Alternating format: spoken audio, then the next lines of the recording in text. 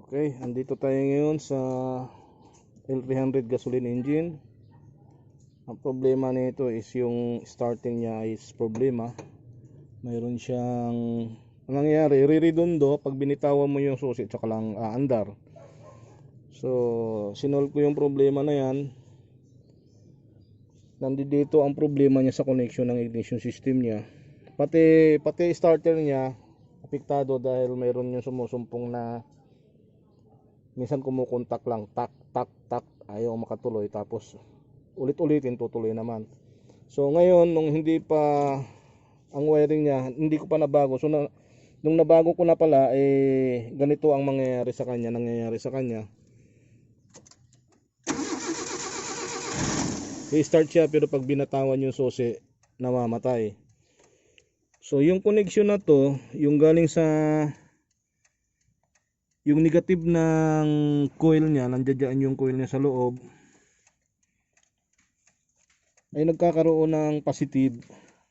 So inalis ko to dahil hindi to ang tamang connection. Ang ginawa ko, binago ko yung connection niya kasi alam ko naman ang ignition system kung paano tong decontact point na to. Hindi nang nakakalas to, no? Tagal na yan. Start. Wala na yung problema sa starter, ano? Wala na.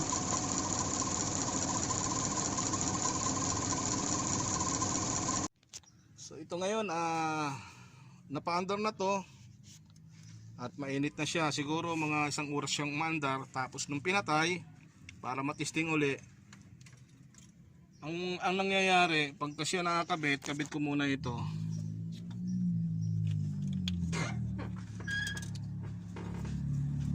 Yung coil niya, yung high tension wire niya. Baka mo dyan.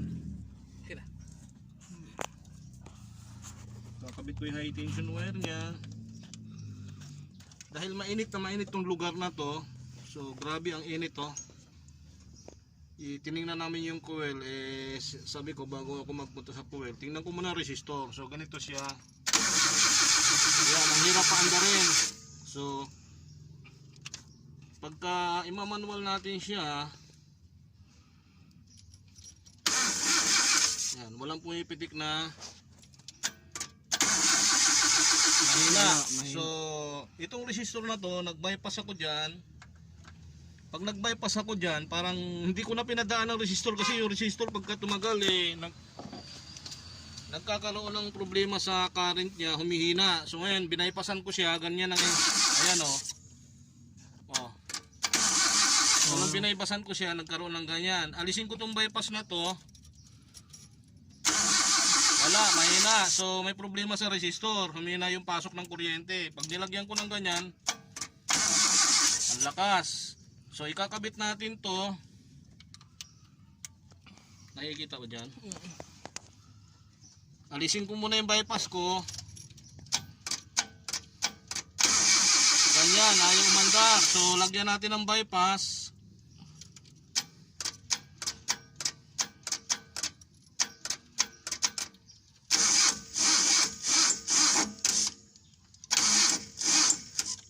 Kailangan ng 12, sandali. Pause mo muna, kuhanin mo yung 12. Yung nangyari kanina is ganito, kaya hindi umaandar. Minsan mayroon, minsan wala, di ba? Pero pag binaypasan ko to, itong resistor na to, pag nag-bypass ako dyan, tinan mo yung pasok na. Nagkaroon na ng problema to. Ayun, tuloy siya, di ba? So, ang problema nito, nandito. Ngayon, gagawin ko ng paraan yan, pero papaandarin muna natin. Yes. Para yung ganyan kasing kuwid, dalan-dala na ako ng resistor na ganyan, hindi na ako naglalagay ng ganyan kasi pag uminit yan talaga maandar siya. Pag ito inalis ko to, pag paandar natin ulit, wala na to.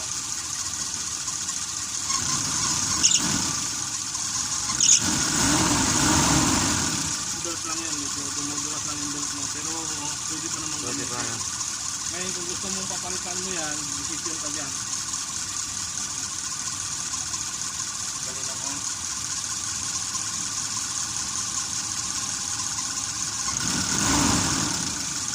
Ano yun lang natin, pakagahin lang natin kasi na ano.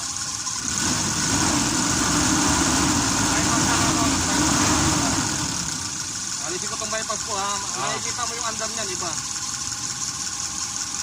Kakaroon ng putok-putok yan.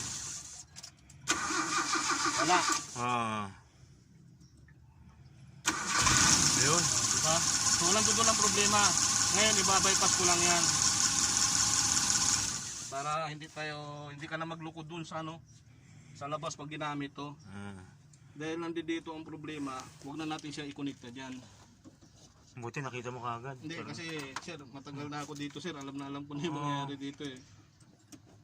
Sabi na pinakita ko lang sa anak ko kung paano naging problema ito resistor. Kasi nagiinit kasi ito. Pag nagiinit ito, yung daloy ng kuryente dyan humihina.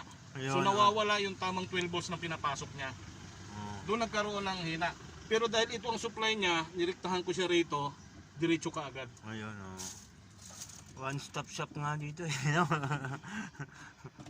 Hindi lang Walang kagandahan eh. Nung ko lang nalaman eh, nung tawag dito nag-ano ka ng nung sa makina bagong pati yung aircon nung pala lahat na kwento mo, pati electrical nga. Ayun, tama-tama ako yung mga electrical nung sa akin. Pati electrical naman ginagawa na rin namin. Post mo muna yan dyan. Kasi nga ikaw alam mo lahat, kaya talaga makakapag ka. Hindi naman lahat. Kumbaga mayroon tayong dyan.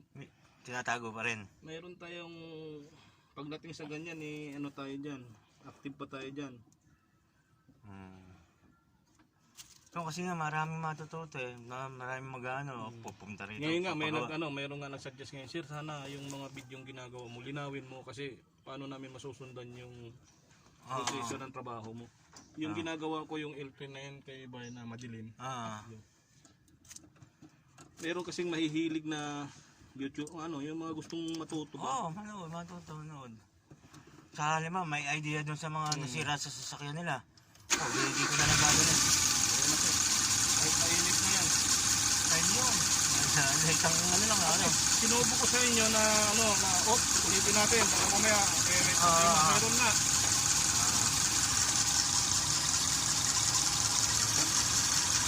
At saka ito, may konting problema na ito ha. Pagkakarga kayo ng karga ng fluid dyan. Ayun yung sinabi ko sa inyo una pa. Ito yun.